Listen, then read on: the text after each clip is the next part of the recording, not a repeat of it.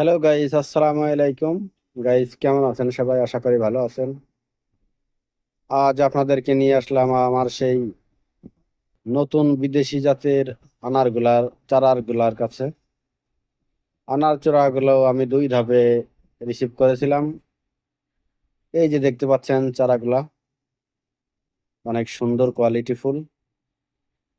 এই যে প্রথম ধাপের চারাগুলা ছিল তিনটি আমি 20 লিটার বালতিতে রোপণ করে দিয়েছি। এই যে এটা হচ্ছে গ্লোসা রুসা ভায়া।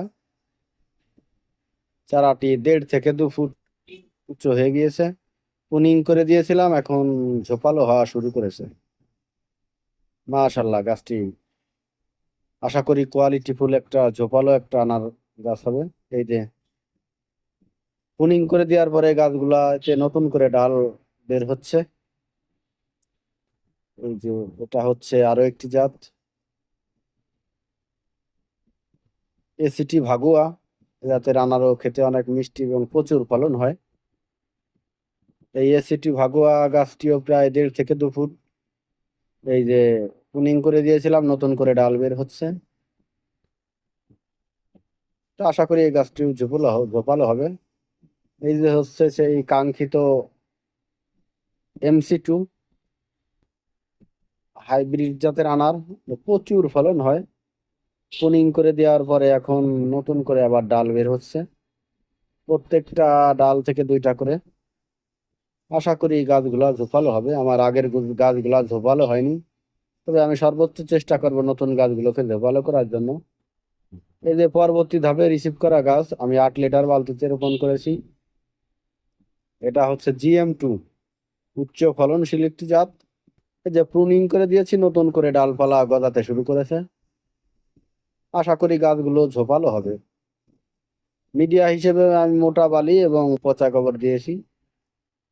এটা হচ্ছে অস্ট্রেলিয়ান বিগ। প্রুনিং করার পর এই যে নতুন করে ডাল বের হচ্ছে, কচি ডাল। আসলে জায়গা স্বল্পতার কারণে আমি গাছগুলোকে এভাবে রেখেছি, খুব তাড়াতাড়ি গাছগুলো এখান থেকে সরিয়ে নিবে। এটা হচ্ছে এভার সুইট, এটাও নতুন করে ডালপালা বের হচ্ছে। আশা করি সবগুলো গাছই ঝোপালো হবে। আমার এবারের লক্ষ্য হচ্ছে গাছগুলোকে ঝোপালো করা। এই যে এটা হচ্ছে পেরুকিং,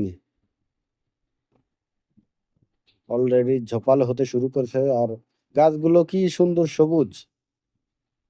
আশা করি মাশাল্লাহ গ্রোথ ভালোই হবে। এটা হচ্ছে সেই কাঙ্ক্ষিত গ্রানাডা, বীজ নরম, খেতে সুস্বাদু, উচ্চ ফলনশীল।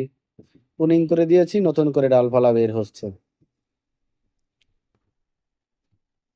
গাছের গ্রোথ গুলো মাশাল্লাহ আশা করি ভালোই হবে, কারণ মিডিয়া হিসেবে দিয়েছি পচা গোবর সার। এটা হচ্ছে রিমন, বা ইসরায়েলি যাই বলি না কেন, রিমন। গাছগুলোকে আমি আজকে সকালবেলা স্প্রে করে দিয়েছি ছত্রাকনাশক এবং মাকড়নাশক দিয়ে। এই গাছটি আমার আগের ছিল, গাছটা দেখেন পুনিং করে দেওয়ার পরে কি সুন্দর ঝোপালো হচ্ছে। তো গাছ সবসময় আমি চেষ্টা করি আমার অভিজ্ঞতা আপনাদেরকে শেয়ার করার জন্য। আপনারা অবশ্যই আপনাদের মতামত দিয়ে আমাকে সহযোগিতা করবেন এবং সাবস্ক্রাইব করে অবশ্যই সাথে থাকবেন, যেন পরবর্তী আপডেট আপনাদের জানাতে পারি। ধন্যবাদ সবাইকে।